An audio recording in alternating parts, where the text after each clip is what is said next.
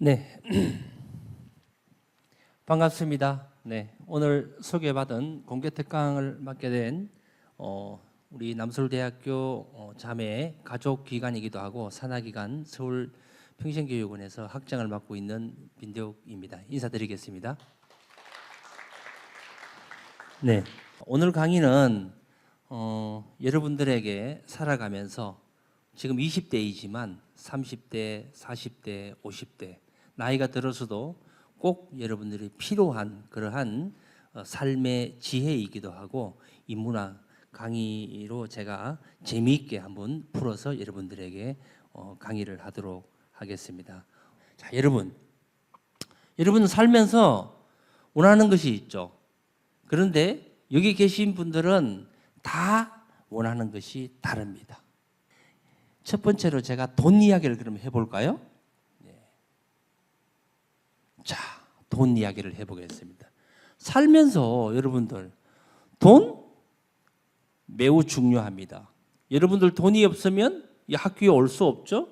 지하철을 타야 되고 또 대중교통을 이용해야 되고 점심을 먹어야 되고 뭐 등등 여러분들 옷도 사야 되고 그렇습니다. 돈은 여러분들이 인생을 살면서 반드시 필요합니다. 그러나 돈은 살아가는 데 있어서 수단으로서의 필요한 것이지 여러분들 인생의 목표가 되어서는 안 된다는 거예요. 돈 필요하죠. 예? 이 돈이 인생의 전부가 될 수는 없다는 겁니다. 돈은 살아가면서 여러분들이 수단으로서는 반드시 필요한 것이다. 하지만 그것이 여러분들의 인생의 목표로 설정해서는 안 된다라는 게 팁입니다. 부자가 되는 방법이 세 가지가 있어요. 자, 첫 번째, 부자가 되기 위한 방법 중에 하나가 뭐가 있을까요? 부자 부모를 만나면 나도 부자 돼요. 예? 부자 부모를 만나는 거예요. 부자 부모. 맞지 않나요? 여러분들 부자 부모 만나면 여러분들은 자동으로 부자가 됩니다. 첫 번째는 부자 부모를 만나면 부자가 돼요. 두 번째는 뭘까요? 부자 배우자를 만나면 부자가 됩니다. 세 번째는 뭘까요? 내가 스스로 노력해서 부자가 되는 방법이 있습니다. 네. 자, 이 중에서 가장 부자 되기 쉬운 게 뭘까요? 1번입니다. 여러분, 부자 부모를 여러분들이 선택할 수 있어요? 없죠. 선택할 수 없기 때문에 이 세 가지 중에 가장 부자 되기 어려운 게 부자 부모를 만나는 거예요. 그죠? 그 다음 어려운 게 뭘까요? 2번이에요.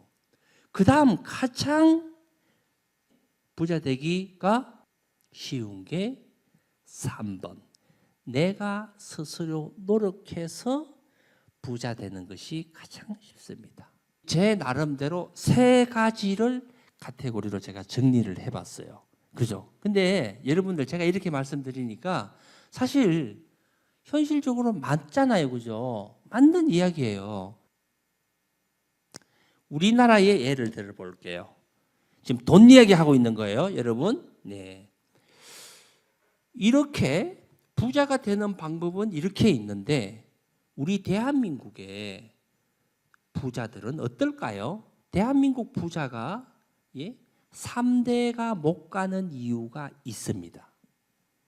유럽이나 미국에는 가문들이 있어요. 특히 유럽은 역사가 아주 오래됐죠. 그죠? 역사가 오래됐지만 역사 속에서 가문이 대대로 내려오면서 100년, 200년, 300년, 400년을 그 가문이 존속이 되고 부를 축적하면서 계속 후대들에게 이어오는 가문이 많습니다. 미국에는 역사가 그렇게 오래되지는 않은 나라지만 미국에도 대대손손 가문들이 내려오는 게 많습니다. 그런데 한국을 한번 볼게요. 우리 대한민국은 보통 2대에서 거의 좀 끊어지는 경우가 많아요. 3대에서는 거의 찾아보기가 어렵습니다. 그러니까 100년 기업을 찾아보기가 쉽지 않다 이겁니다. 그래서 한국의 부자가 3대 못 가는 이유 첫 번째가 1세대. 1세대는 뭐냐면 저를 기준으로 둘게요. 여러분 기준으로 두면 너무 가깝고 저를 기준으로 두면 우리 아버지를 이야기할게요. 저희 부친 이야기. 그러면 1930년대 뭐 이렇게 태어났다고 봤을 때 그 사람이 1세대 재산을 형성하는 길을 우리는 1세대라고 부릅니다. 이분들은 어떻게 살았습니까? 일제시대와 6.25 전쟁과 또 굉장히 한국이 6.25 전쟁으로 인해서 모든 것이 어려운 상황에 있을 때 굉장히 새마을운동을 통해서 힘든 세월 속에서 살았죠. 그러니까 먹을 것도 못 먹고 입을 것도 입지 못하고 아끼면서 재산을 모으고 일만 했던 세대가 바로 여러분 할아버지 세대들, 바로 이 1세대 재산을 모았던 형성기입니다. 이 1세대들 중에 성공한 분들, 부를 축적한 분들이 있어요.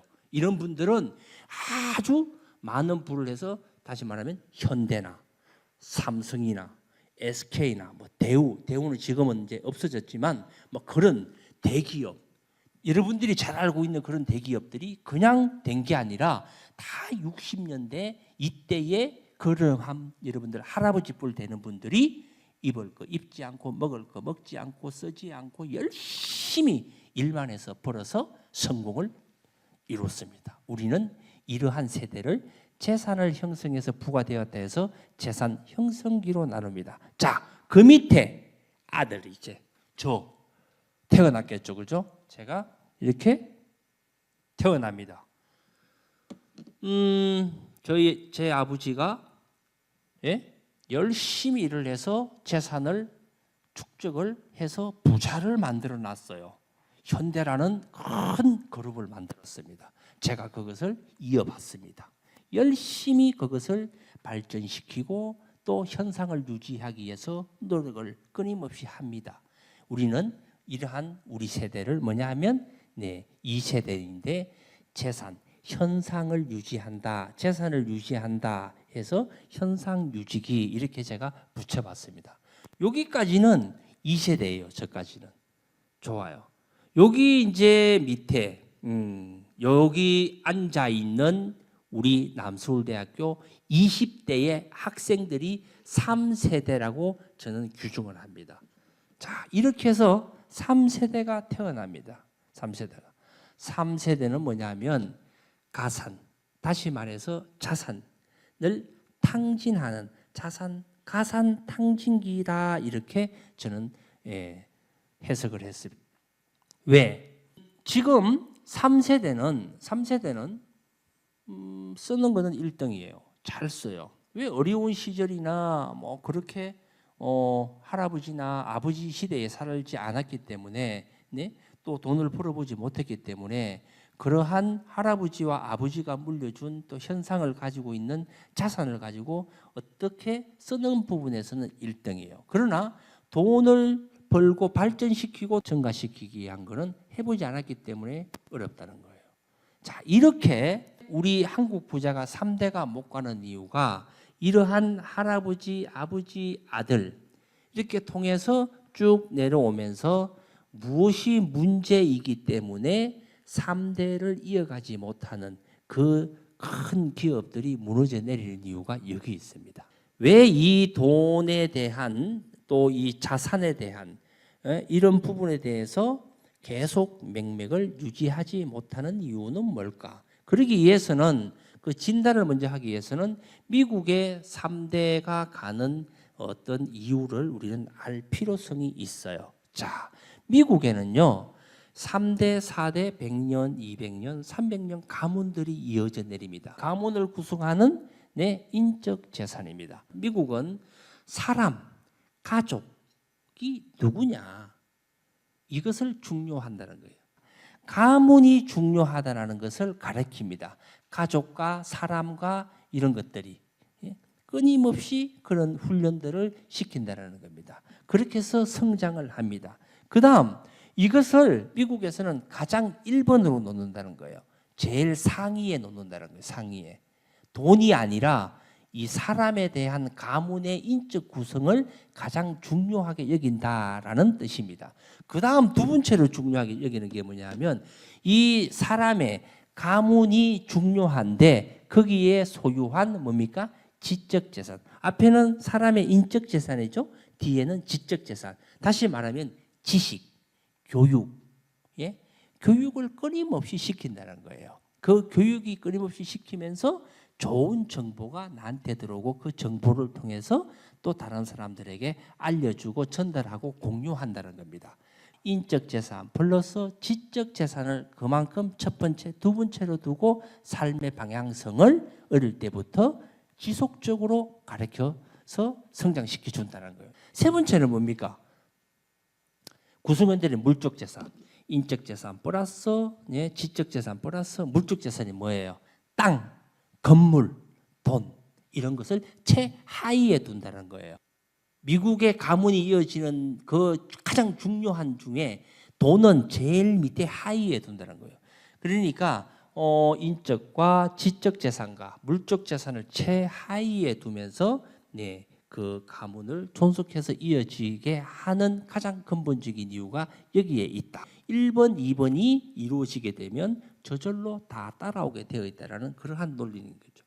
자, 그러면 미국이 이렇게 되는데 우리나라는 그러면 아까는 3대가 가지 못하는 이유를 제가 들었죠? 예, 1세대, 2세대, 3세대에 대한 구성을 제가 말씀을 드렸어요. 그럼 우리나라는 왜 그러면 3대가 갈 수 없는가? 있습니다. 제가 연구하니 바로 이렇게 하면 우리나라도 3대가 아니라 100년, 200년, 300년의 가문들이 이어갈 수 있다라는 겁니다. 그 첫 번째는 뭐냐 하면 사람, 아까 말씀드렸듯이 미국의 인적 재산, 지적 재산, 그 다음에 최하위에 두는 물적 재산을 뒀잖아요.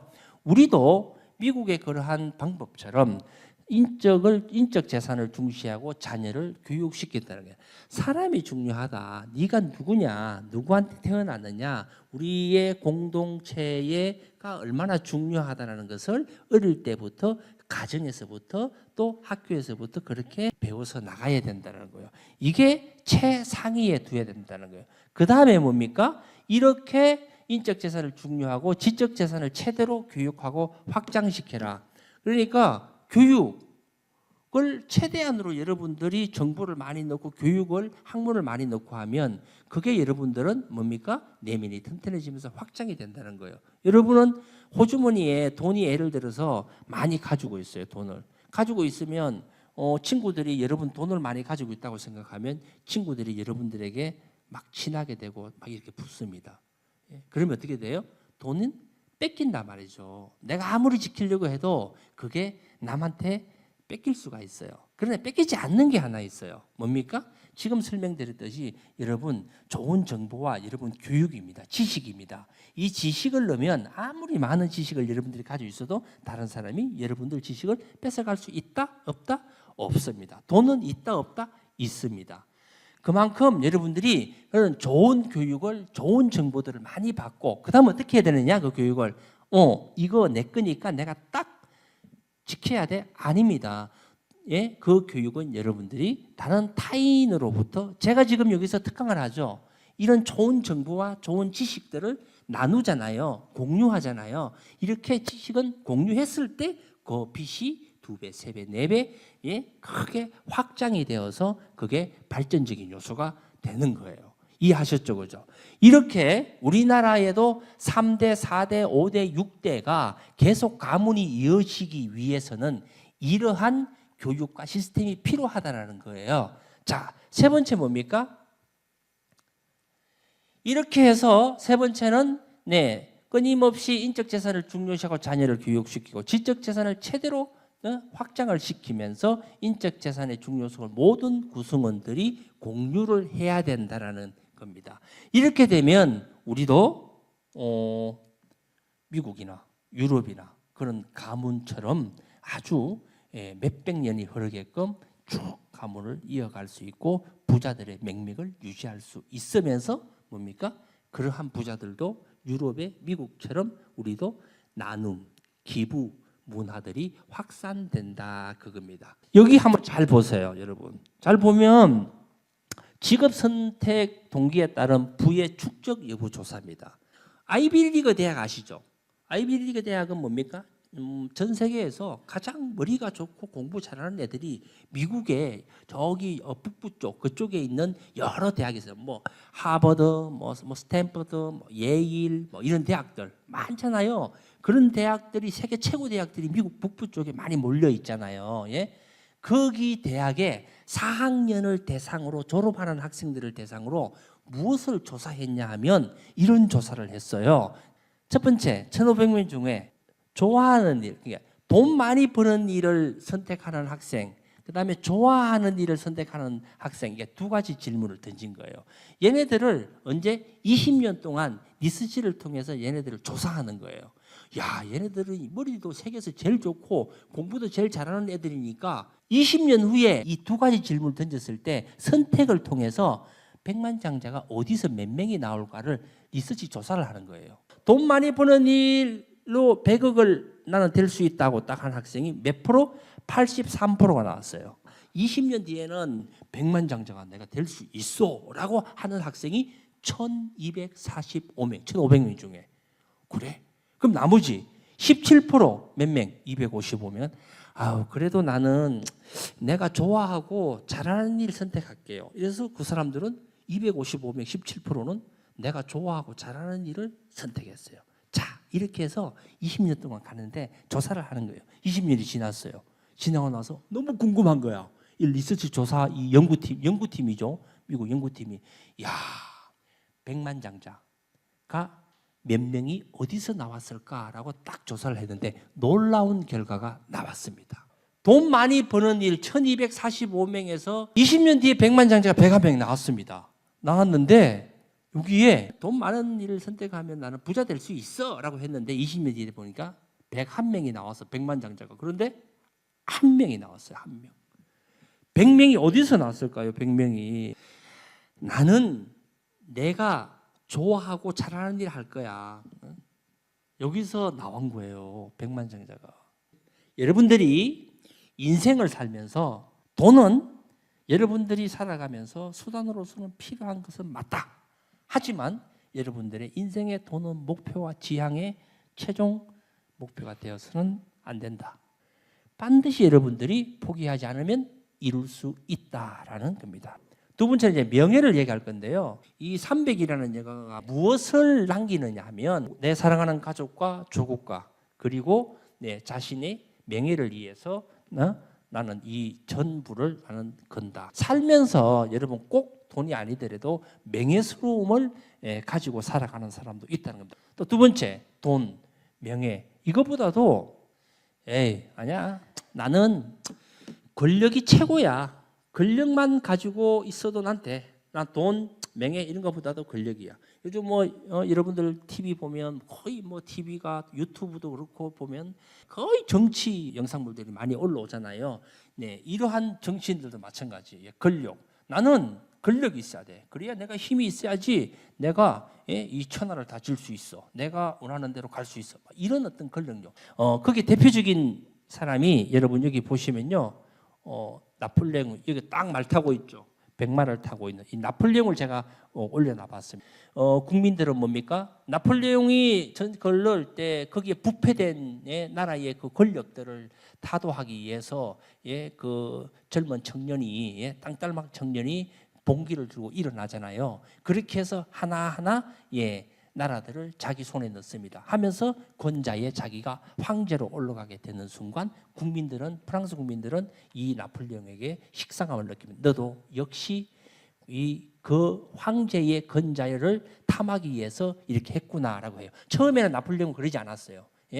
사랑과 평화와 이런 것들을 해서 누구나 평등한 세상에 계몽운동을 추구하기 위해서 했던 것은 사실입니다. 근데 하나 성리를 쟁취하면서 욕심이 붙고 이렇게 하면서 자기의 초심을 잃어버리게 된 거죠. 그래서 러시아의 그 원정 경기를 갔을 때는 거의 완전하게 싸워보지도 못하고 병사들 60만 대군을 다 처참하게 잃게 됩니다. 이러면서 나폴레옹이 다시 고국으로 돌아오면서 엄청난 질타를 받고 유배에 가는 상황까지 생기게 됩니다. 이렇게 나폴레옹이라는 사람은 처음에 그 어떤 계몽운동을 시작했을 때 부패를 내 어떤 평화로 사랑과 평화를 꿈꾸고 했던 것이 점차 가면서 마음이 바뀌고 권력욕이 앞서서 마지막에는 유배까지 가면서 처참하게 인생을 마감하는 이러한 또 권력을 가진 사람도 있었다라는 겁니다. 그 다음에 이런 사람도 있어요. 자유. 나 돈 별로야. 명예 권력? 나는 막 그런 데 별로 관심 없어. 나는 그냥 인생 살면서 내 하고 싶은 거 하고 내 좋아하는 거 하고 나 자유롭게 살 거야. 이런 사람. 네? 이런 사람도 있다라는 겁니다. 여러분 중에도 있어요. 그래서 이제 이런 자유를 또 표방하는 사람도 있습니다. 자유는 뭡니까, 여러분? 하고 싶은 거 하고 또 하고 싶지 않는 거 안 하는 게 자유지 않습니까? 이렇게 자유를 또 가지는 것도 있습니다. 돈, 명예, 권력, 자유.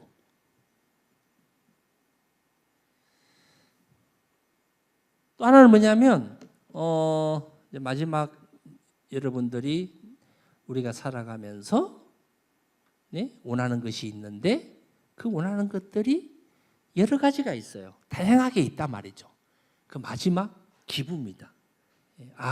나는 돈도 좀 벌었고 명예도 좀 가졌고 권력도 좀 가졌어. 근데 내가 이렇게 된 것은 내가 이렇게 그래도 살아오면서 사회에서 인정받는 인물이 된 것은 국가가 있었기 때문에 이 조직이 있었기 때문에 내가 이렇게 열심히 할 수 있었고 이렇게 성장할 수 있었어. 그래, 이거는 온전히 국가의 덕일 수도 있어 해서 기부를 하는 그런 마음이에요. 돈을 벌고 명예 권력을 가졌다 해서 자기의 어떤 이기주의적인 내가 잘해서 됐으니까 내 거야 이런 게 아니라 국가와 사회와 조직이 있기 때문에 내가 되었어. 사회에 환원을 내가 해야 될 것 같다. 이렇게 해서 환원을 하는 사람도 있습니다. 별초보은이라는 한자 성어가 있습니다. 죽어서 홀령이 되어서라도 은혜를 잊지 않고 갚는다는 뜻인데요. 해군 군악대를 전역한 한 음대 교수가 1억 원이 넘는 악기를 해군 군악대에 기증했습니다. 승리의 기쁨을 전하는 북소리를 군 장병과 국민들에게 전해 최고의 군악대가 되길 바라는 마음을 후배들은 어떻게 받았을까요? 오상현 기자가 전합니다. 1989년 군악병으로 군복무를 시작해 25년 넘게 군악대에서 근무한 체코 브루노 예술대학 한국분원대학원장 빈대욱 교수가 해군 군악대를 방문했습니다. 석사과정과 박사학위를 이수할 수 있게 도와준 해군에 대한 고마움을 팀판이라는 악기에 담아 전달하기 위해서입니다. 해군 군악대가 없었다면 지금 이 자리에 내가 없는 것이다. 그 어떤 군악대에 내가 앞으로 살아가면서 어떤 그 보답을 해야 될 것인가가 항상 제 머릿속에 맴돌고 있었어요. 빈 교수가 기증한 팀파니는 독일 콜베르그사에서 제작한 1억 2천만 원 상당의 고가의 악기입니다. 오케스트라의 중앙에 위치해 웅장한 울림으로 중심을 잡아주는 타악기의 왕 팀파니. 빈 교수가 관현악을 구성하는 여러 악기 중 팀파니를 선택한 이유는 뭘까요? 옛날부터 내려오는 북이 매일 신호를 알리고 어떤 승리의 기쁨을 이렇게 전달해주고 했지 않습니까? 그런 의미에서 이제 우리 후배들이 두드리고 연습하고 끊임없이 노력해서 좋은 소리를 우리 대중들한테, 국민들한테 알려줬을 때 해군 군악대가 앞으로 세계 최고의 군악대가 되지 않겠나 싶은 의미에서 KBS 교향악단과 해군 군악대. 국내에는 단 2곳밖에 없는 명품 팀파니를 연주하게 된 후배 군악병. 선배의 마음을 깊은 울림으로 받아 안았습니다. 빈대욱 교수님처럼 해군 군악대를 위해서 더 좋은 사람, 멋진 사람 돼서 똑같이 저희 해군 군악대 후배들에게 이런 기회를 또 제공할 수 있는. 그리고 해군 군악대는 기증자의 뜻대로 악기를 사용하겠다고 다짐했습니다. 이 악기를 통해서 대항 해군의 기상을 국민들과 장병들에게 전달할 수 있도록 최선을 다해서 노력하겠습니다. 고마움을 잊지 않았던 한 사람의 마음이 명품 악기와 명품 연주를 통해 많은 사람들에게 감동을 선사해 줄 수 있길 기대해 봅니다. 국방뉴스 오상현입니다. 목표를 지혜롭게 설정할 필요가 있겠죠, 그죠? 여러분들이 선택을 할 때는 지혜롭게 선택 후에 원하는 것을 얻을 수 있게 지혜롭게 설정을 해야 되는데, 네? 바로 정성입니다. 정성이 뭡니까? 검색 네이버 검색창에 정성 치면 이렇게 나올걸요? 혼신의 힘을 다하려는 참되고 성실한 마음 이렇게 되어 있을 겁니다. 이게 정성입니다. 여러분들이 어떤 목표를 정하고 어떤 일을 하고 할 때 그 정성스러움이 있어야 된다는 거예요. 그 정성을 다하다 보면 반드시 이룬다. 이룰 수 있다. 성공한다. 라는 겁니다. 자, 다시 정리를 해보면 우리가 살아가면서 돈도 필요하고 명예도 필요하고 권력을 얻으려고 하는 사람도 있고 자유롭게 살려고 하는 사람도 있고 기부를 또 하고 싶은 사람도 있고 막 이렇습니다. 다 다릅니다. 근데 어쨌든 이런 선택은 여러분들이 하는 것이고 팁을 드린다면 지혜롭게 할 필요성이 있다라는 게 제가 일부에서 강의했던 내용의 중점, 요점, 중요사항입니다. 그러면 그것을 실행하기 위해서 원하는 것을 얻어서 성공하기 위해서는 어떻게 해야 되느냐가 바로 정성을 다해야 된다 그겁니다. 정성을 다해야 된다라는 게 답인데 자 설명을 제가 좀 드릴게요. 영린이라는 영화가 2014년도에 저 누구예요? 저 주인공이? 현빈 아닌가요? 현빈. 그래서 역사 얘기를 제가 좀 해드릴게요. 1777년 저 영화는 영린이 뭡니까? 영린이. 용의 비늘이 쫙 88개가 나 있어요. 쫙 배에 나 있습니다. 배에. 용. 올해 용띠죠. 용띠. 그 중에 거꾸로 난 비늘이 하나가 있어요. 목 밑에. 이것을 건드리면 죽인다라는 겁니다. 그러니까 영린은 다른 말로 말해서 왕의 노여움이다라는 겁니다. 왕을 표현하는 게 용입니다. 그 용에 있는 비늘 중에 거꾸로 난 비늘이 하나 있는데 그것을 건드리면 용이 물어서 죽입니다. 다시 말씀드리면 용의 왕을 거슬리게 하고 왕을 괴롭히면 노여움을 시키면 바로 죽인다는 그런 뜻입니다. 이 1777년에 정조를 다룬 하룻밤 사이에 일어난 사건을 다룬 영화가 바로 영린입니다. 왜 이 영화를 만들었을까요? 역사적으로 큰 의미가 있기 때문입니다. 영조가 이제 왕으로 등극합니다. 그게 바로 정조입니다. 그런데 왕으로 정조로 등극할 때 무슨 일이 있었냐면 신하들, 쉽게 말하면 사도세자를 죽였던 그 인물 파들이 득실되잖아요. 끝까지 반대했어요. 왜? 정조가 왕이 되면 저놈이 아버지의 죽음을 눈으로 보고 있었는데 왕이 되면 이제 완전히 다 우리를 다 죽일 거 아니냐 이런 불안감이 있었던 거야. 그래서 영조를 찾아가서 안 된다고 결사반대를 합니다. 그런데 됩니다. 왕으로 그게 언제냐? 1777년에 왕으로 등극을 합니다. 이제 막 나머지 신하들을 푹 떨고 있죠. 그때 구선복 장군이라는 사람도 있었죠. 왕이 되는데 그래서 매일 아침에 거기에 경연장에서 그런 학문을 합니다. 그런데 이게 있어요.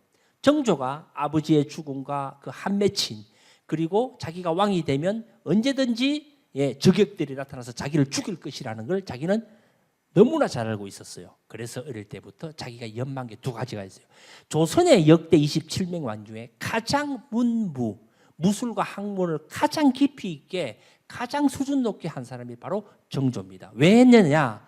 자기를 보호하기 위해서 나는 언제든지 저놈들이 나를 죽일 수 있다. 아버지를 보고 나서 굉장한 연말을 했어요. 그러니까 한 20명 정도가 칼을 들고 덤벼도요. 정조할 때 당할 자가 없었고 웬만한 거기에 있는 대신료들이 학문을 가지고 논할 때 정조한테 이길 수가 없었어요.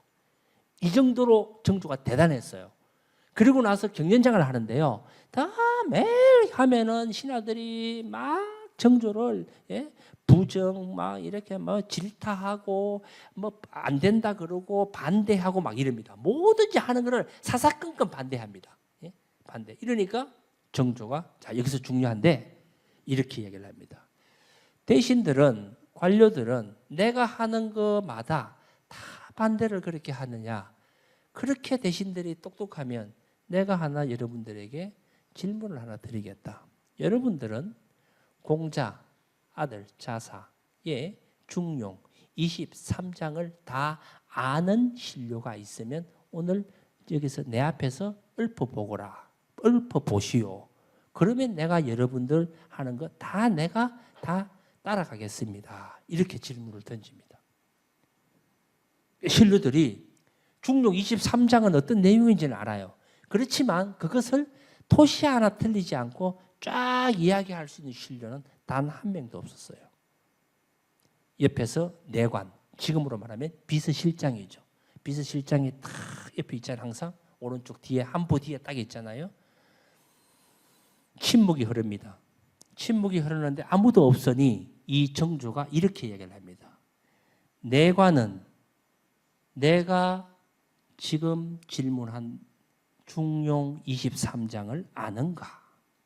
내관이 정조 앞으로 탁 나타나면서 대관 앞에 딱 섭니다. 그러면서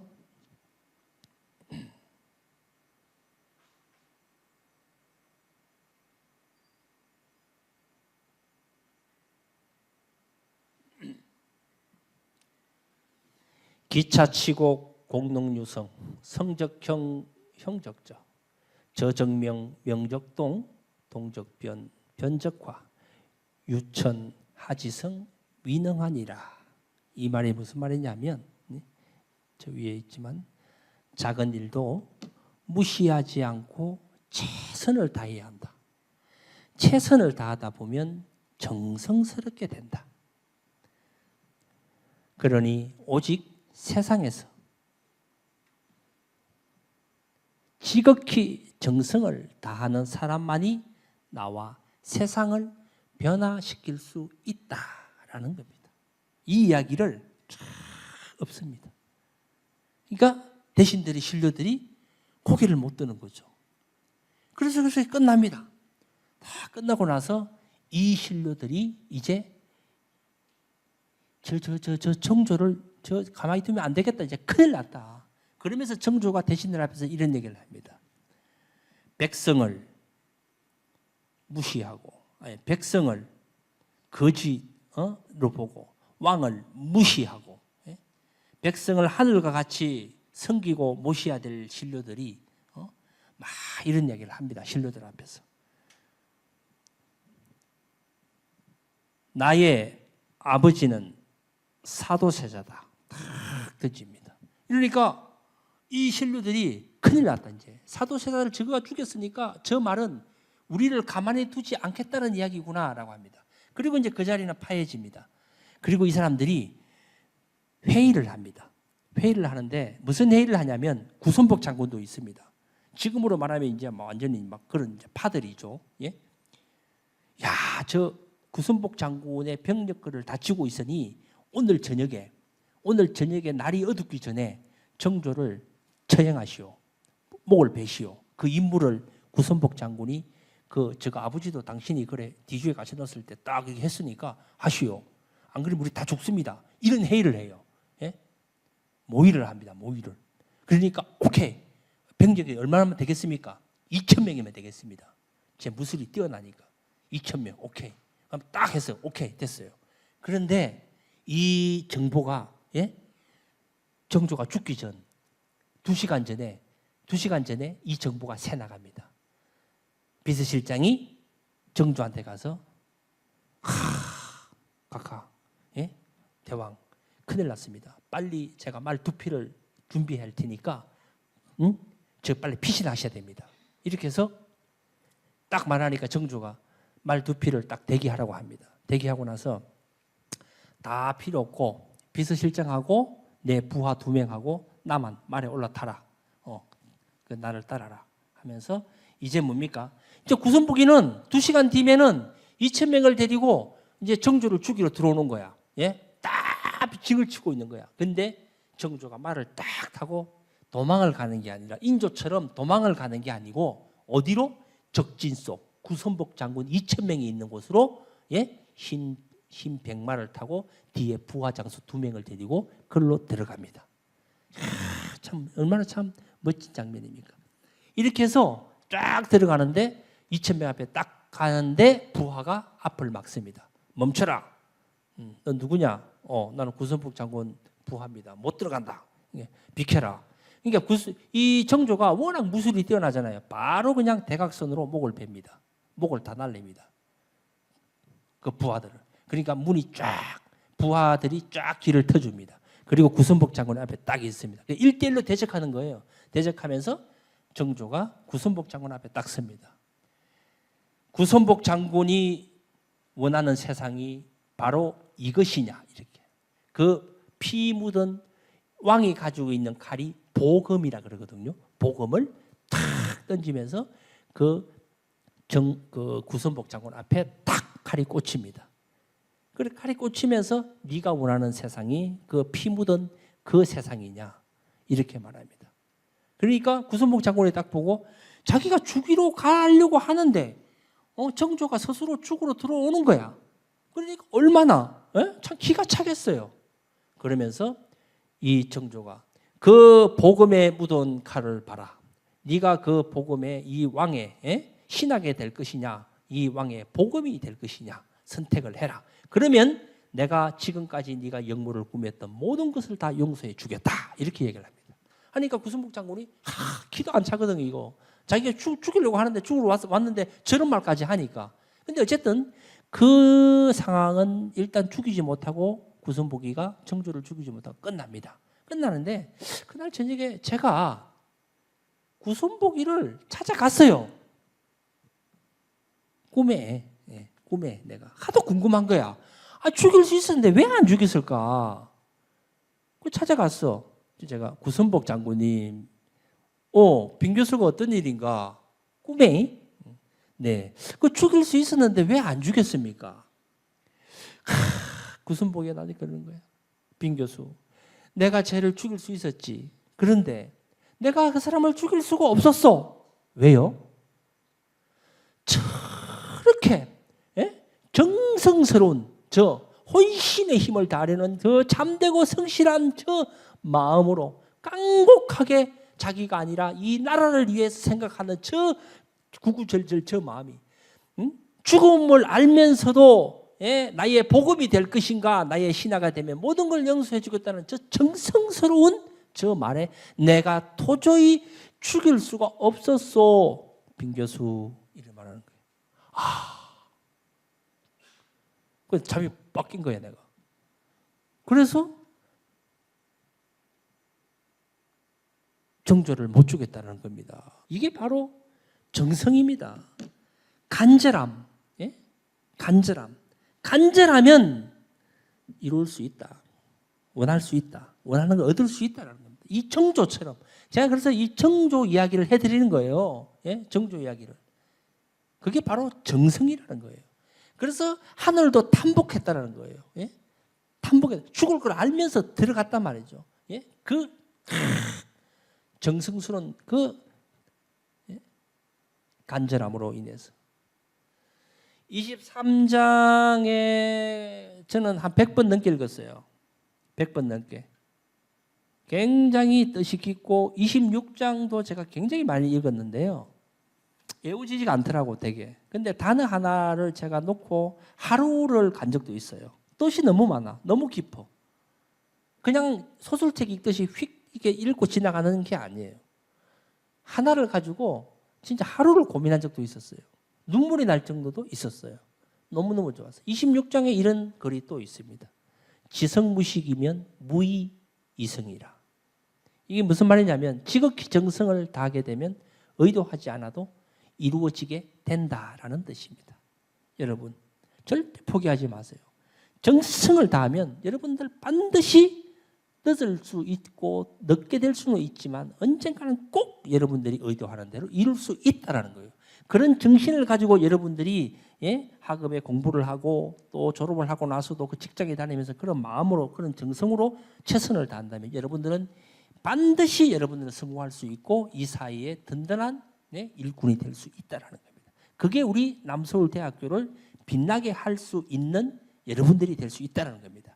그게 동문이고 동문이 잘 돼야지 남서울대학교가 빛이 나고 세계에서 최고의 대학으로 거듭날 수 있는 그걸 꼭 맹심해 주기를 바랍니다. 자, 마무리를 할 건데요. 우공이산 많이 들어봤죠. 사자성. 우공이산 그러니까 그냥 뭐 우공이산이다 아니에요. 우공이라는 늙은 영감이 있었는데 이 영감이 어리석게도 산을 옮긴다라는 뜻에서 나온 게 우공이산입니다. 잠깐 설명을 드리면 이런 거예요. 중국에 이거는 전설이에요. 실화가 아니에요. 중국에 어마어마한 큰 산이 있었어요. 근데 이 늙은이가 매일 산을 오르고 저쪽 통로로 가려고 그러면 한 이틀 걸리는 거야. 너무 힘든 거야. 야, 이 산이 너무 힘드네. 그래서 야, 안 되겠다 이거. 이 산을 지게로 퍼서 저기 바닷가에 갖다 버려가지고 이 산을 없애야 되겠다. 이 생각을 한 거죠. 너무 엉뚱하죠. 상식적으로 엉뚱한 생각이야. 그래서 아침에 일어나자마자 가족들을 소집을 합니다. 다. 야, 들어라. 이제 내 말을. 이 산을 오늘부터 옮긴다. 그러니까 자식들이 아니 아버지 지금 미쳤어요. 이 산을 어떻게 다 옮겨요? 이놈아. 아버지가 옮긴다 그러면 옮기는 거야. 자, 지금부터 지게 지고 흙을 퍼서 저쪽 바닷가에 갖다 버린다. 그러니까 이제 아버지가 말하니까 거절할 수도 없고 예, 그렇게 하는 거예요. 지게를 지고 저기 바닷가에 갖다 버리고 오면 며칠 이렇게 옮기는 거예요. 그 모습을 우공이라는 친구가 보게 됩니다. 그 친구가 옵니다. 아이고 우공 이 사람아, 당신 지금 제정신인가? 이 산을 어떻게 옮긴다고 온 가족들을 이렇게 희생시키는가? 이렇게 하니까 우공이가 친구에게 이렇게 얘기를 합니다. 여보게, 내 말을 잘 들어보게. 나는 곧 세상을 떠나네. 그리고 우리 아들들이 또 이 산을 옮길 것이네. 우리 아들들도 세상에 떠나면 또 그 아들들이 또 계속 옮기다 보면 언젠가는 이 산이 다 없어지게 될 것일세. 이렇게 하니까 우공 친구가 참 너무 어이가 없어가지고 아유 하고 말도 없이 떠납니다. 떠나는데 그 이야기를 산신령이 이렇게 듣고 있습니다. 산신령이 듣다가 아이고 큰일 났네. 이제 이 산이 없으면은 자기의 거처가 없어지는 거야. 산신령이 거처가 없어지니까 이 산신령이 이제 노발대발 하는 거야. 그래서 누굴 찾아가느냐? 저기 황공 이제 산신령이 저기 천왕 그 황공을 찾아가는 거야. 그래서 저기 이 늙은 우공이라는 노인이 이 산을 지금 다 퍼서 지금 바닷가로 나르고 있는데 그렇게 되면 제 거처가 없어지는데 이 황공 폐하께서 저를 좀 살려 주십시오. 이래 된 거야. 이러니까 오 그래 알았다. 내가 조치할 테니 너는 가서 잠시 있거라. 이래서 이 사람이 요술을 부려가지고 산을 그냥 뚝 해가지고 다른 데로 옮겨버렸어요. 그러니까 산신령은 거기로 가서 이제 잘 살게 되는 거죠. 그래 이제 이 늙은 노인이 아침에 일어나서 또 흙을 퍼서 나르려고 보니까 산이 없어진 거야. 산이. 자, 이게 뭐냐면 이 어리석은 노인이 열심히 이렇게 하다 보면 언젠간 그것을 이룰 수 있다. 이렇게 어리석은 노인이 산을 옮긴다라는 사자성어가 유래가 된 겁니다. 이게 산이 이제 옮겨진다. 그러니까 포기하지 않고 말도 안 되는 이야기지만 열심히 하다 보면 반드시 그 목표를 이룰 수 있다라는 그러한 이야기의 중국의 전설적인 이야기가 이 우공이산입니다. 자, 이게 보면요, 이게 실화입니다. 이거는 이제 아까 전설이죠. 인도에 람찬드라 다스라는 청년이 있었어요. 이 청년이 똑같습니다. 이게 굴이죠, 굴. 이게 실제 굴이에요. 이게 언론 보도에 나온 거예요. 너무 신기해가지고 내가 이런 강의를 하면서 이걸 여러분들에게 알리면 참 사례가 될 수 있겠다 싶어서 제가 했는데 이 람찬드라 다스라는 사람이 앞에 이만한 산이 있어요. 근데 이 산을 차를 타고 이렇게 두르면 되게 시간이 많이 걸리는 거야. 너무 불편한 거야. 그래서 이제 그 관청에 갑니다. 그 관청에 가서 인도의 관청에 가서 저기 나 여기 마을에 사는 누군데요. 나 너무 불편하다 우리 마을 사람들이. 그래서 이게 좀 터널을 좀 이렇게 좀 내줬으면 좋겠다 이 산에 하니까 이 공무원이 알겠다. 그러면 실사를 나가 보게 돼서 딱 와서 보니까 동네에 보니까 5가구밖에 안 사는 거야. 근데 5가구를 위해서 이 산에 그 돈 들어가는 게 너무 많이 들어가는 거야. 그래서 아이고 좀 힘들겠는데요. 이렇게 해서 하니까 그래요? 뭐 알았어요. 하고 이 람찬드라 다스라는 사람이 그때부터 몇 년? 14년간 망치하고 정하고 2개만 가지고 퇴근하면 뚝딱 뚝딱 파고 휴일 되면은 나와서 뚝딱 뚝딱 파고 이래서 그냥 혼자 14년을 판 거야. 14년을 하다 보니까 저게 차가 저렇게 다니는 오른쪽이 왼쪽은 아니고 오른쪽에 있고요. 앞에서 봤을 때 오른쪽에 저 터널이 하나 뚝딱 생긴 거야. 14년간. 말이 돼요? 근데 이분은 그렇게 해서 한 거야. 하다 보니까 외신 기자들이 너무 신기하니까 막 인터뷰하러 이제 달려온 거야. 와, 진짜 이게 14년 동안 팠다고요? 네. 야, 근데 궁금한 점이 있어요. 이거 왜 팠어요? 이러니까 이분이 했던 말이 이 14년간 팠던 남찬테라 다스라는 사람이 했던 말이 전 세계에 보도가 되면서 빵 터져버렸어요. 이게 왜 팠어요, 이거를? 14년? 주차하려고요. 네. 주차하려고 14년간 팠대. 예.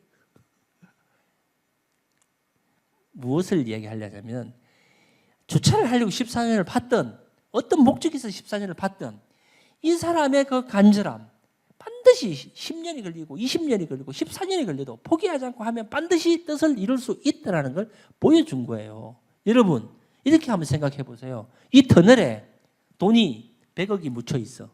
여러분 파겠어요 안 파겠어요? 팝니다. 저 터널에 끝에 아기가 묻혀 있어. 여러분 파겠어요 안 파겠어요? 팝니다. 그게 간절함이라는 거야. 예? 한단 말이에요. 예? 여러분 무엇을 지금 여러분들에게 전달하려고 하는지 이해가 가셨죠? 예? 정리하겠습니다. 오늘 강의. 지금까지 선택을 하되 여러분들은 인생을 살면서 지혜롭게 선택을 할 필요가 있다. 돈이든 명예든 권력이든 자유든 기분 등이든 그런 것들을 선택을 지혜롭게 하면서 무엇을 어떻게? 네, 정성을 다해서 해야 된다. 정성을 다해서 하다 보면 반드시 여러분들이 이루는 목표와 그 꿈을 이룰 수가 있다라는 게 오늘 최종 강의의 결론입니다. 자, 기차치고 공농유성, 유천하지성 위능하니라. 지성무식이면 무의이성이니라. 뜻을 설명을 하면 작은 일도 무시하지 않고 최선을 다해야 한다. 최선을 다하다 보면 정성스럽게 된다. 오직 세상에서 지극히 정성을 다하는 사람만이 나와 세상을 변하게 할 수 있고 지극한 정성을 다하다 보면 의도하지 않아도 반드시 여러분 그것을 이룰 수가 있다라는 그러한 내용이 오늘 결론입니다. 여기 오늘 제 강의를 들으신 학생들은 듣지 않는 학생들보다 성공 확률이 훨씬 높습니다. 절대 잊어버리지 마시고 가슴에 다 간직해서 여러분들이 꼭 제가 오늘 강의했던 이 특강을 마음속에 담아두세요. 두 글자만 담아두세요. 두 글자. 다는 담아둘 수 없어요. 정성. 혼신의 힘을 다하려는 참되고 성실한 마음으로 내가 세상을 살아가면 반드시 내가 원하는 것을 얻을 수 있고 쟁취할 수 있다라는 것만 명심하시면 오늘 강의 여러분들은 엄청난 보물을 가지고 간다는 것을 아시면 됩니다.